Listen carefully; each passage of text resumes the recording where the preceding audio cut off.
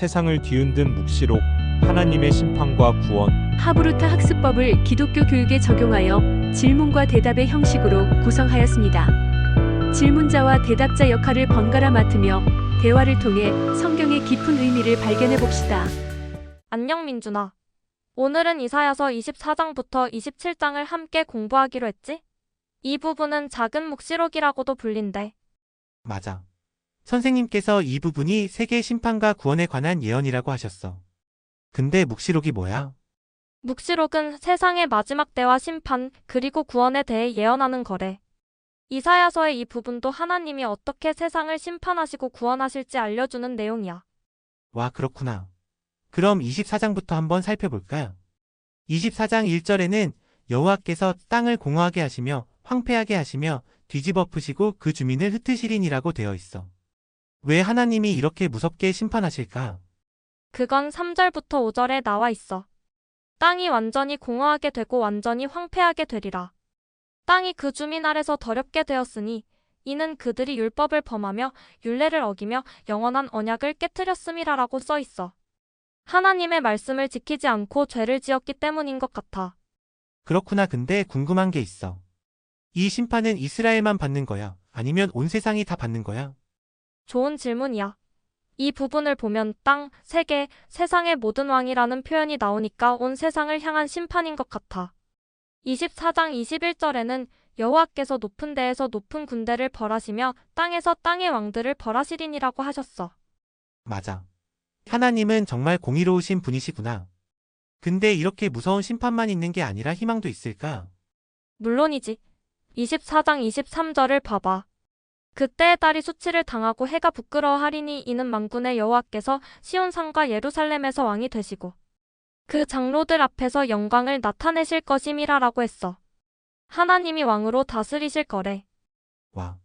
그럼 25장은 어떤 내용이야? 25장은 구원과 감사에 대한 내용이야.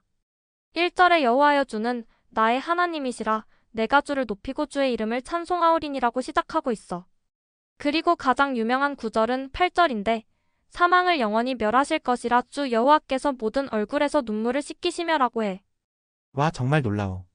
하나님이 눈물을 씻어주신다니. 그럼 하나님은 슬픔과 죽음까지도 없애주시는 거네. 근데 왜 하나님은 이렇게 무서운 심판 후에 구원을 주시는 걸까? 그건 하나님의 사랑 때문이야. 심판은 죄에 대한 것이지만 하나님은 궁극적으로 우리를 구원하고 싶으신 거지. 25장 9절에 이는 우리의 하나님이시라 우리가 그를 기다렸으니 그가 우리를 구원하시리로다라고 했어. 아, 그럼 26장은 어떤 내용이야? 서연 26장은 구원받은 사람들의 찬양과 신뢰에 관한 노래야. 1절에 그날의 유다 땅에서 이 노래를 부르리라 우리에게 견고한 성읍이 있으며 여호와께서 구원을 성벽과 외벽으로 삼으시리로다라고 해. 하나님을 신뢰하고 평안을 누리는 내용이야. 와, 하나님을 믿으면 정말 평안하겠다. 근데 3절에 주께서 심지가 견고한 자를 평강의 평강으로 지키시리니 이는 그가 주를 신뢰함이니이다라는 구절이 있는데 심지가 견고한 자는 누구를 말하는 거야? 하나님을 굳게 믿고 의지하는 사람을 말하는 것 같아. 흔들리지 않고 하나님만 믿는 사람이지. 민준이는 하나님을 어떻게 신뢰하고 있어? 나는 기도할 때 하나님이 내 기도를 들으신다고 믿어. 그리고 어려운 일이 있을 때도 하나님이 도와주실 거라고 생각해. 26장 9절에는 밤에 내 영혼이 주를 사모하였사온즉 내 중심이 주를 간절히 구하오리니라고 하는데 이건 무슨 뜻일까? 그건 하나님을 정말 간절하게 찾고 사랑한다는 뜻인 것 같아. 밤에도 하나님을 생각할 만큼 하나님을 사랑한다는 거지. 마치 우리가 정말 좋아하는 사람이나 선물을 계속 생각하는 것처럼. 그렇구나. 이제 마지막 27장은 어떤 내용이야?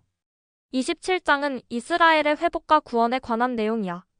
하나님이 이스라엘을 포도원에 비유하시면서 그날에 아름다운 포도원이 있으리니 너희는 그것을 두고 노래를 부를지어다 나 여호와는 포도원지기가 됨이여라고 하셨어. 포도원이 이스라엘이라고? 그럼 하나님이 이스라엘을 돌보신다는 뜻인가 봐. 근데 6절의 후일에는 야곱이 뿌리가 박히며 이스라엘이 음이 돋고 꽃이 필 것이라고 했는데 이건 무슨 뜻이야? 그건 이스라엘이 다시 회복되고 번성하게 될 거라는 의미야.